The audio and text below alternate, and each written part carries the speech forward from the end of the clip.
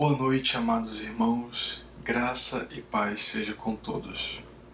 Hoje nós vamos meditar em João, capítulo 6, versículos 60 ao 69.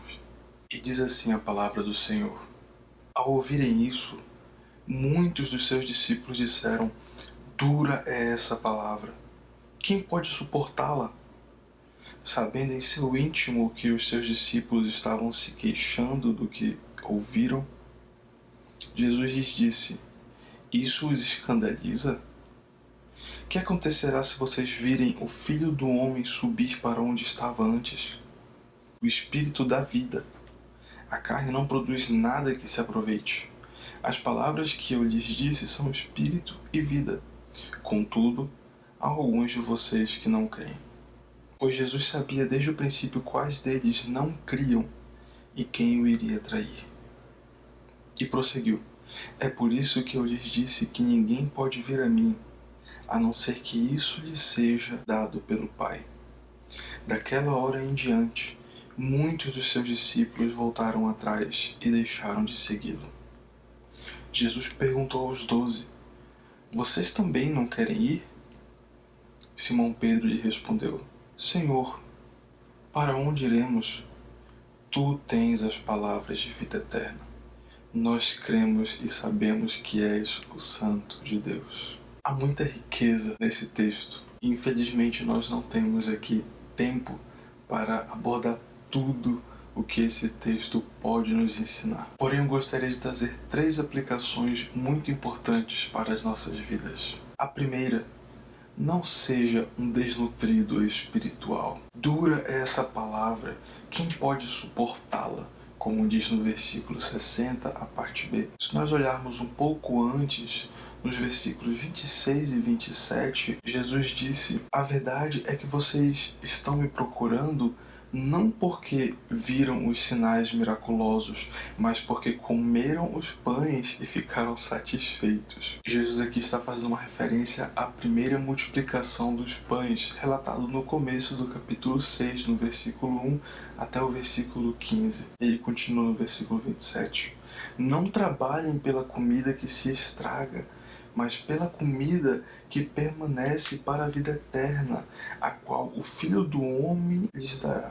E Jesus reforça essa ideia um pouco mais adiante, versículo 32 até o 36. Declarou-lhes Jesus: Digo-lhes a verdade, não foi Moisés quem lhes deu o pão do céu, mas é meu Pai quem lhes dá o verdadeiro pão do céu. O pão de Deus é aquele que desceu do céu, pois o pão de Deus é aquele que desceu do céu e dá vida ao mundo.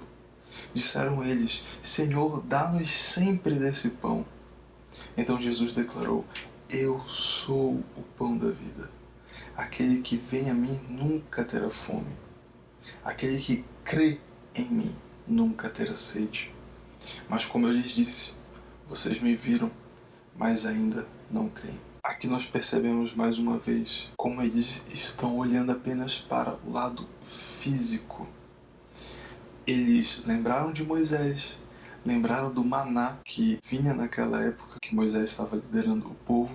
E aqui quando Jesus fala que o Pai dele é quem envia o pão do céu, então eles pedem: nos dá sempre desse pão. Eles acabaram de presenciar a multiplicação dos pães e agora eles pedem que Jesus também envie sempre um maná para eles, um maná físico. E Jesus diz: vocês estão ouvindo e estão vendo, mas vocês não conseguem crer. Se sua satisfação física nesse momento fosse igual ao quanto você se alimentou espiritualmente, o quão satisfeito você estaria agora? Se o quanto você comeu fosse igual ao quanto você se relacionou com Deus nessa semana, você estaria bem alimentado? Aqui nesse texto nós temos 3 grupos: os líderes religiosos, os discípulos que voluntariamente seguiram Jesus ali em uma grande quantidade, não os 12. E então também o terceiro grupo, o grupo dos 12 que Jesus chamou para seguir a ele. Com certeza, esses 2 primeiros grupos, dos líderes religiosos e dos outros que simplesmente seguiram Jesus, estavam bem alimentados fisicamente. mas espiritualmente não. Versículo 63. O espírito dá vida, a carne não produz nada que se aproveite. As palavras que eu lhes disse são espírito e vida. Jesus aqui está deixando claro que ele está falando sobre duas coisas diferentes. Uma realidade espiritual e uma realidade física. Sim, com certeza nós precisamos nos alimentar fisicamente, mas existe uma realidade espiritual e a gente não pode ignorar.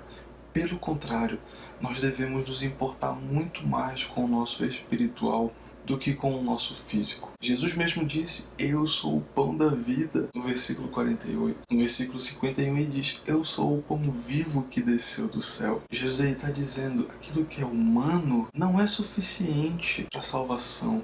Aquilo que é conhecimento, aquilo que é sentimento não é suficiente. Nós precisamos da realidade espiritual, do pão espiritual. Existe na nossa vida, sim, aquilo que é físico, aquilo que nós vemos, aquilo que nós tocamos, mas existe uma realidade espiritual que, apesar de invisível, ela está presente e ela influencia muito a nossa vida.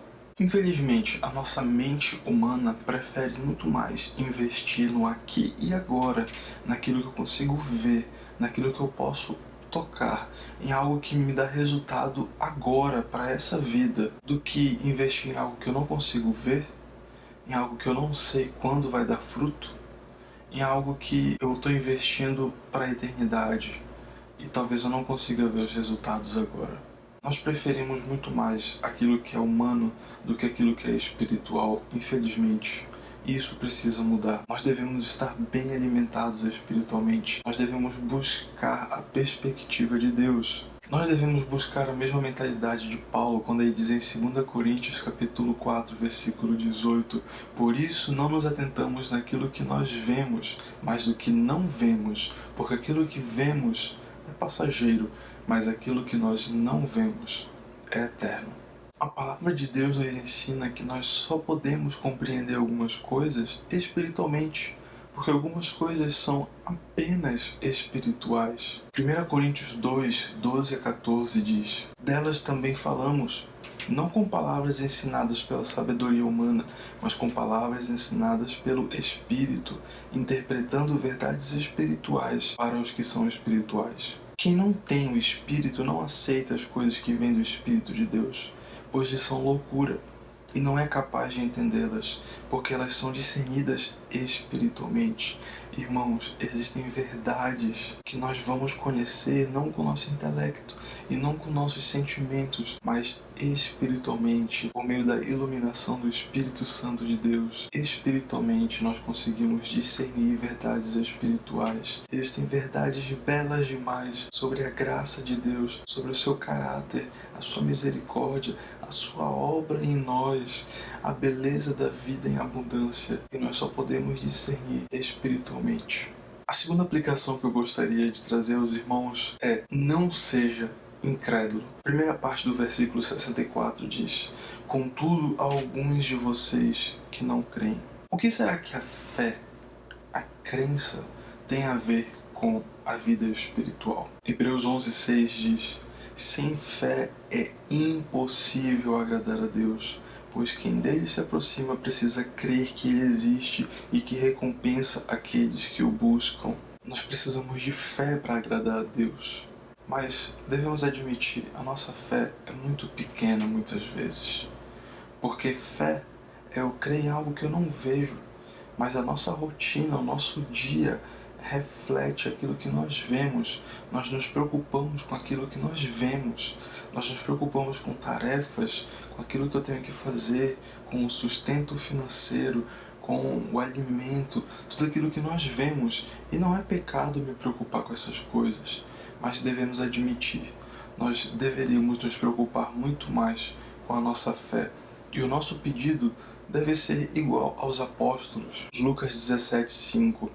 Os apóstolos disseram ao Senhor: aumenta a nossa fé.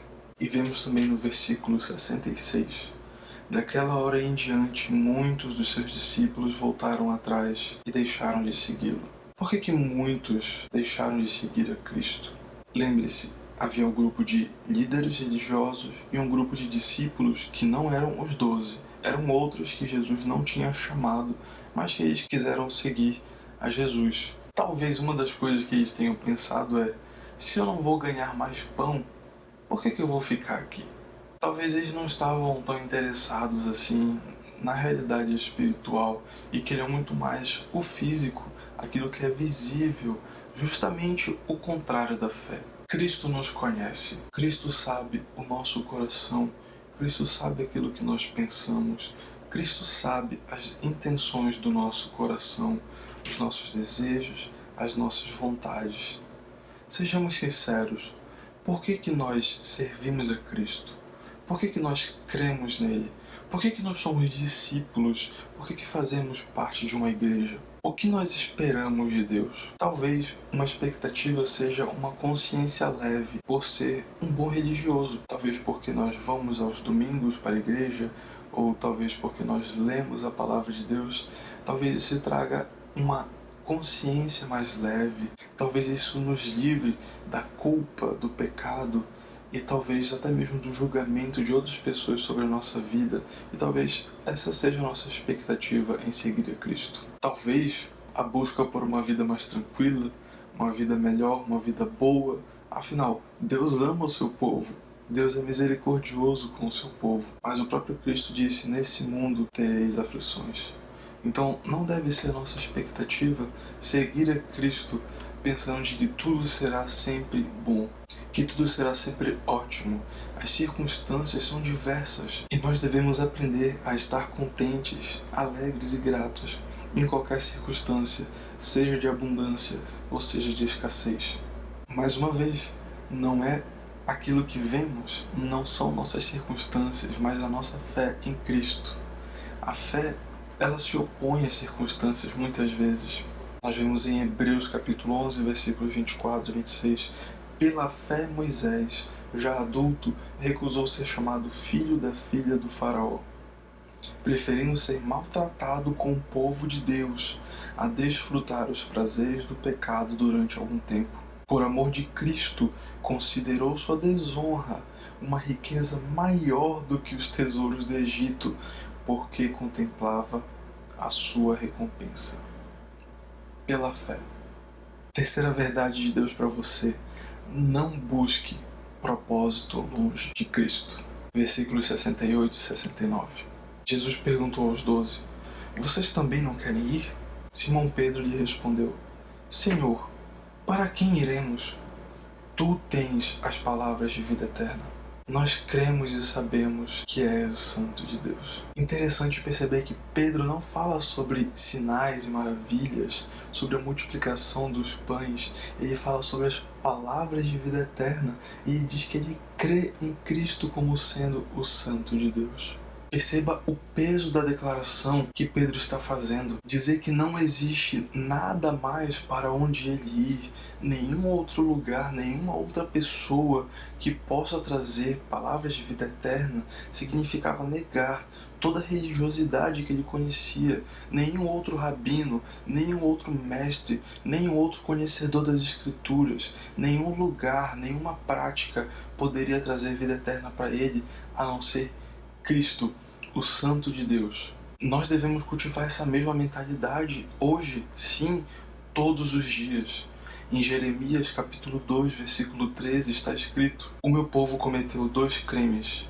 Eles me abandonaram a mim, a fonte de água viva, e cavaram suas próprias cisternas, cisternas rachadas que não retêm água. Nós não podemos abandonar a Deus buscando outra fonte de prazer. Qualquer outra cisterna que nós formos tentar achar, qualquer outra fonte de prazer, de satisfação, vai ser como uma cisterna rachada. Podemos colocar água e água e água, praticar, fazer, experimentar.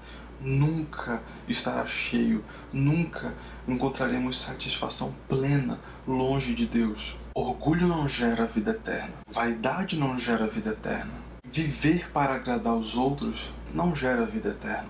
Vingança não gera vida eterna. Preguiça não gera vida eterna. Drogas não geram vida eterna. Somente Cristo, a palavra de Deus, o Verbo que se encarnou, pode nos trazer vida eterna. Como John Piper fala, nós devemos buscar o hedonismo cristão, o prazer sim a qualquer custo, mas entendendo que prazer verdadeiro nós só podemos encontrar em Deus.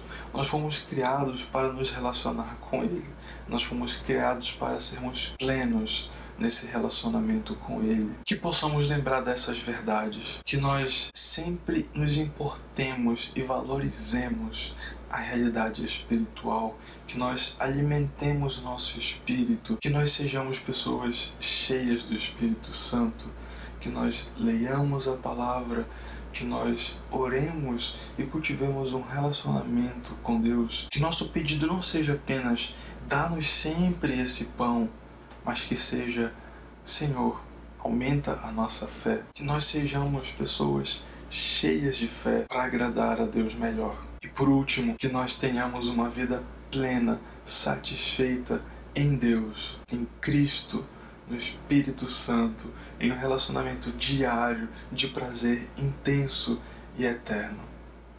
Que Deus nos abençoe.